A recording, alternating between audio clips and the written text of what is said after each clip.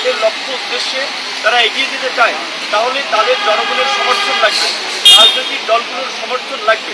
রাষ্ট্র পরিচালনার একটা রাজনীতি অরাজনৈতিক ব্যক্তিদের নিয়ে শুধুমাত্র সরকার গঠন করে এই রাষ্ট্র সংস্কারের জন্য যে একটা নির্দিষ্ট সময়, সেটা কেউ বলছেন 1 বছর, কেউ বলছেন 6 মাস, কেউ বলছেন 1.5 বছর, কেউ বলছেন 3 বছর। এখন সময়টা যাই হোক না কেন, মোটামুটি 1 বছর প্লাস একটা সময় কিন্তু লাগবে।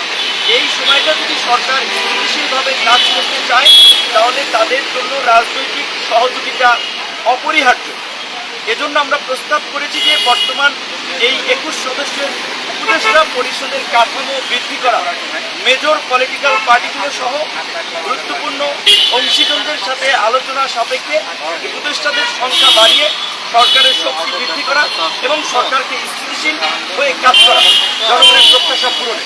দ্বিতীয়ত, চলমান ইস্যুতে যে সমস্ত বিষয়ে বিতর্ক সৃষ্টি হয়েছে বিভিন্ন নিয়োগকে কেন্দ্র করে, এবং এই নিয়োগগুলোতে যাদের সংশ্লিষ্টতা এসেছে তার কারণে সরকারেরও ভাবমূর্তি ক্ষুণ্ণ হচ্ছে।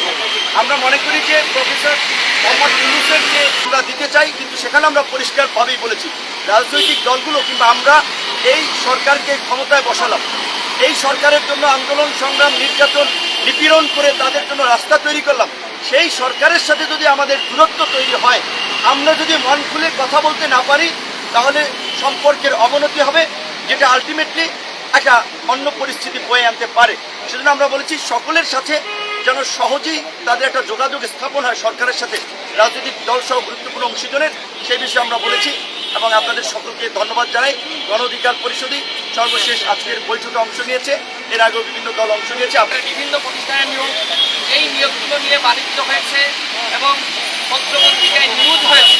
আমরা বলেছি যে কেন আওয়ামী লীগকে পুনর্বাসন করা হচ্ছে, বিশেষ করে 56 জেলায় যে ডিসি নিয়োগ হয়েছে তার মধ্যে 49টি জেলায় আওয়ামী লীগের তালিকা ডিসি নিয়োগ হয়েছে, বিভিন্ন জায়গায় আওয়ামী লীগের তালিকা এসপি নিয়োগ হয়েছে।